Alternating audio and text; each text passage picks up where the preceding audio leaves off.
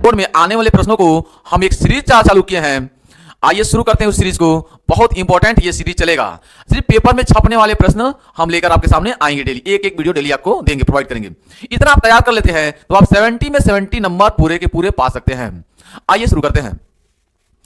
Question है कि किसी गोलीय अवतल पृष्ठ पर अपवर्तन के लिए n2/v minus n1/u equal to n2 minus n1/r स्थापित कीजिए। अथवा इसको ऐसे भी पूछ सकता है कि किसी गोलीय अवतल पृष्ठ पर अपवर्तन के लिए सूत्र n/v minus 1/u equal to n minus 1/r स्थापित कीजिए। ठीक है, ये पेपर में कई बार आए हुए प्रश्न हैं और ये रिपीट होने वाले प्रश्न हैं। इनको ध्यान में आप देखिए, ध्यान से देखिए, मैं बहुत ही बेहतरीन आपको समझाने वाला हूं। तो ये आपके पास एक अवतल गोलीय पृष्ठ है, अवतल गोलीय पृष्ठ है। ठीक है, ये अवतल गोलीय पृष्ठ है जिसका नाम है m डैश। ठीक है, इस गोलीय पृष्ठ के एक तरफ अलग माध्यम है, इसके दूसरी तरफ अलग माध्यम है। मान लीजिए इसके पहले माध्यम है विरल माध्यम। वह कौन सा माध्यम है? विरल माध्यम, जिसको मैं n1 नाम दे दिया हूं। और इस गोलीय पृष्ठ के इस साइड जो माध्यम है वह मान लीजिए सघन माध्यम है, वह है सघन माध्यम, सघन माध्यम, जिसको मैंने n2 नाम दे रखा है। तो n1 ये n2 हो गया आपके पास। अब यह चूंकि गोलीय पृष्ठ है, यानी ये गोले का एक भाग है, हल्का सा पृष्ठ है। अगर मैं पूरा गोला बनाऊं तो ऐसे ये गोला बनेगा, ऐसे ये गोला बनेगा। ठीक है, मान लीजिए ये मुख्य अक्ष इसका ये है, मुख्य अक्ष ये है, और इस मुख्य अक्ष पर कोई बिंब रखा हुआ है, ओ यह एक बिंब है, बिंब है, वस्तु है। क्योंकि ये गोला, ये पूरा का पूरा गोला है तो इसका केंद्र होगा। मान लीजिए इसका केंद्र है ये C, जिसे वक्रता केंद्र कहते हैं, यह C है। मान लीजिए कि बिंब से एक प्रकाश की किरण जा रही है, सीधे जा रही है, क्योंकि यह इसे बोलते हैं हम लोग पोल, यानी P ध्रुव बोलते हैं। तो ये ध्रुव का ध्रुव से वक्रता केंद्र से होते हुए, ध्रुव से होते हुए सीधे जब जाएगी तो चूंकि ये अपवर्तक पृष्ठ है, इसका नाम होता है अपवर्तक पृष्ठ, अपवर्तक पृष्ठ होता है इसका नाम। तो इस अपवर्तक पृष्ठ से चूंकि सीधे निकल जाएगी, कहीं मुड़ेगी नहीं। पहली प्रकाश की किरण जो निकलेगी बिंदु O से, वो सीधे निकल रही है, कहीं मुड़ने वाली नहीं है। दूसरी प्रकाश की किरण बिंदु O से, बिंब O से आप भेजेंगे, दूसरी प्रकाश की किरण ये जा रही है।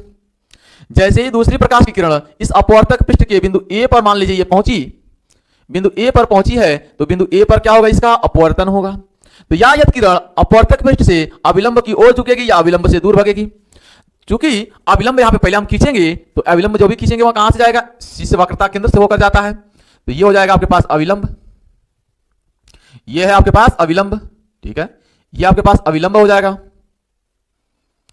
अब अविलंब से चूंकि विरल माध्यम से सघन माध्यम में जा रही है तो ये किरण सीधे न जाकर अविलंब की ओर झुकेगी।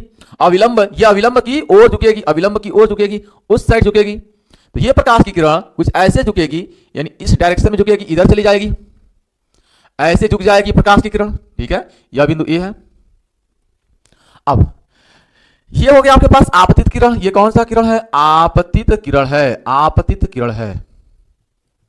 और अविलंब अब सीधे ना जाकर अविलंब की ओर झुक रही है, अविलंब की ओर झुक रही है, तो इस किरण का नाम होगा अपवर्तित किरण, अपवर्तित किरण।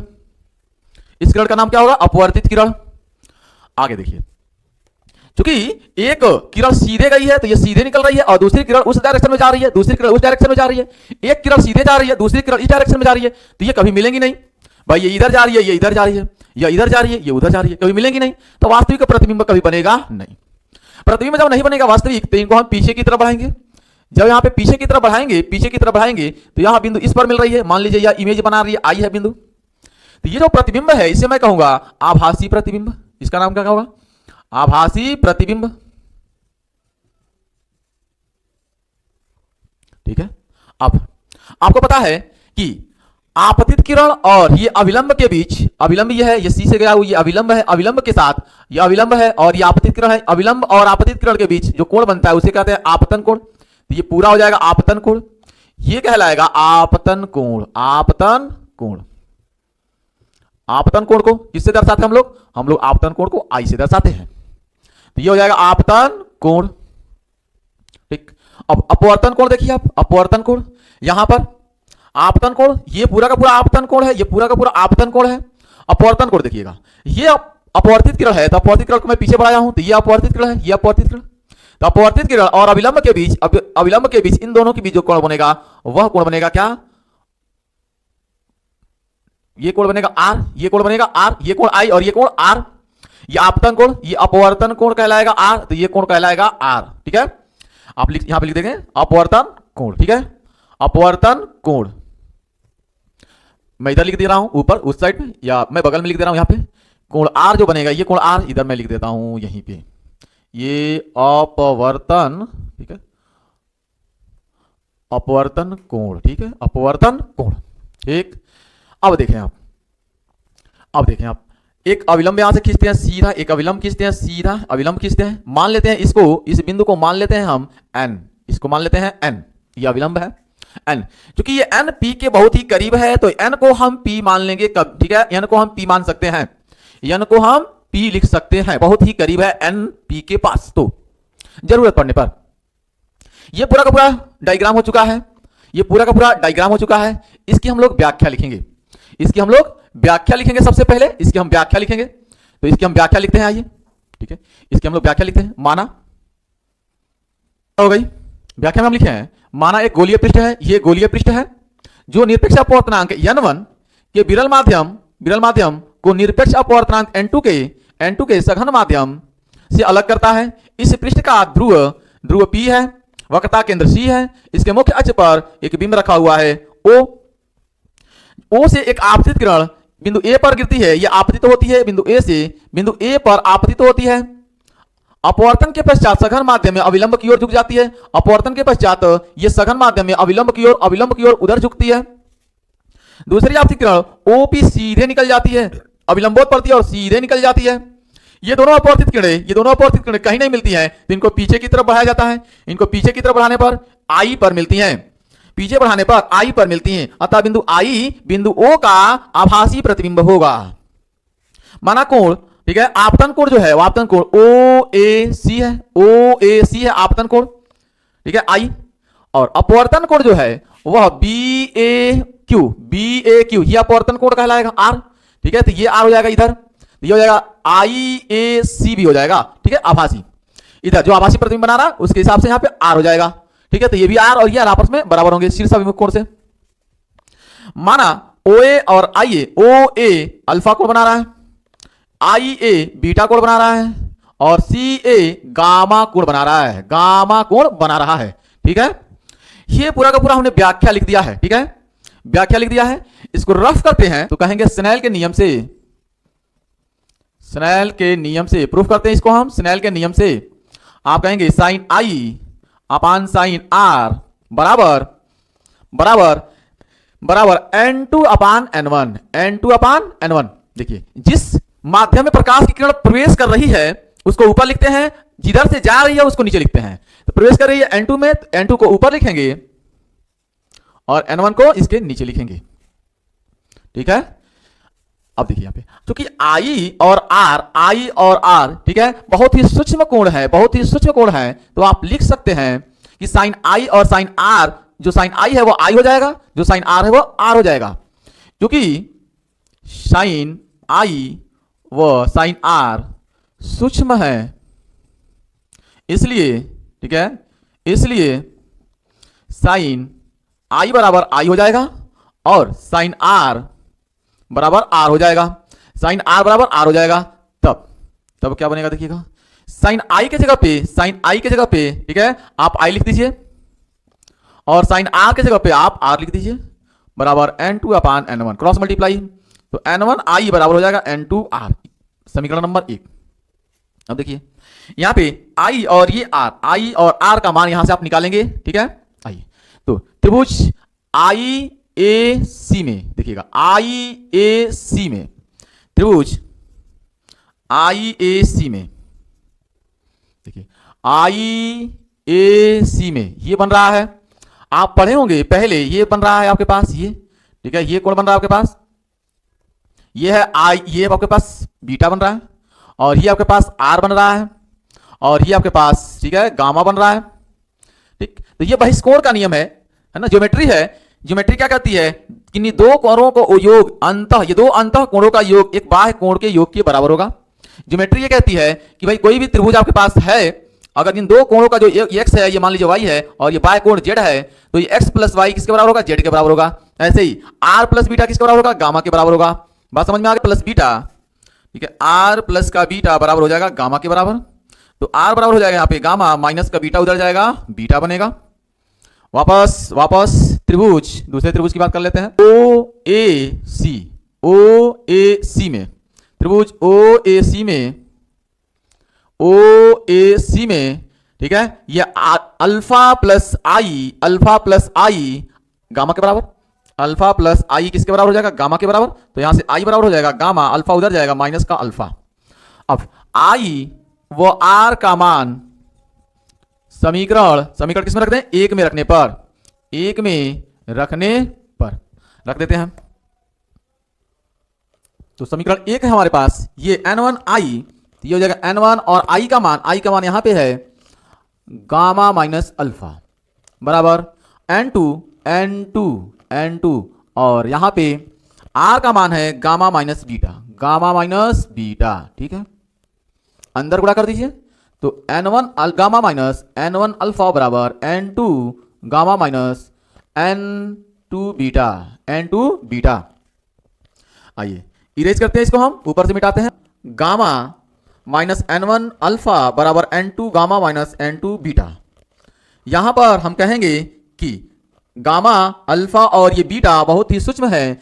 अल्फा बीटा गामा ये बहुत ही सूक्ष्म कोण है, इसलिए अल्फा बीटा व गामा सूक्ष्म है, इसलिए अल्फा बराबर हो जाएगा tan अल्फा, बीटा बराबर हो जाएगा tan बीटा, और गामा बराबर हो जाएगा tan गामा, ठीक है। तो अल्फा देखिएगा, अल्फा यहाँ पे है, कोण यहाँ पे है, तो सामने वाला ये लंब हो जाएगा, और आधार यहां से लेकर यहां तक होगा, आधार यहां से लेकर यहां तक, ठीक है, आधार यहां से लेकर यहां तक बनेगा। तो ये हो जाएगा लंब AN और आधार NO। बीटा बराबर देख लीजिए आप, बीटा बराबर लंब यही रहेगा, लेकिन आधार NI, यानी AN और आधार NI। गामा बराबर देख लीजिए, लंब यही रहेगा, आधार NC, तो लंब रहेगा AN और आधार रहेगा NC, ठीक है। यहां पे हो गया। अब वापस रखते हैं इसकी वैल्यू, हम इसमें वैल्यू रखते हैं, इसे इक्वेशन नंबर 2 में हम कहते हैं, इसमें वैल्यू रख देते हैं n1 गामा है, गामा कितना है? AN upon NC minus n1 alpha कितना है? अल्फा है AN अपान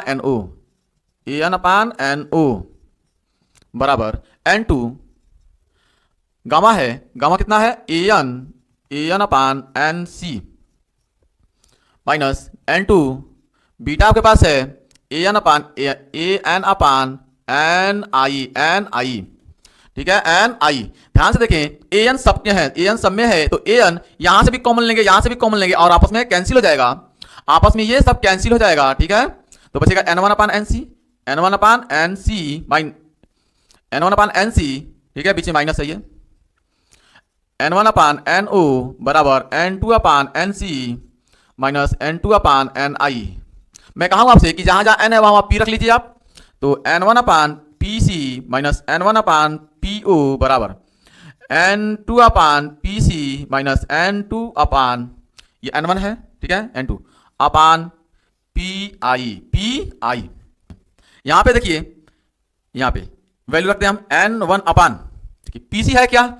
P से लेकर C तक सभी दूरियां ध्रुव से मापते हैं, तो P से लेकर जो C तक है, यह वक्रता केंद्र, और इसकी दूरी को बोलता हूं क्या? R। वक्रता केंद्र को R से दर्शाते हैं, जो कि इस दर्पण इस पृष्ठ के इस साइड पॉजिटिव लेते हैं और इस साइड निगेटिव लेते हैं।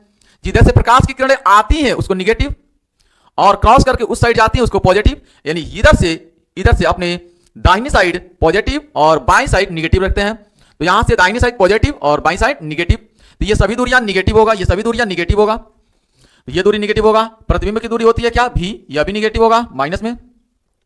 वस्तु की दूरी क्या होती है? U, यह भी क्या होगा? निगेटिव होगा माइनस में।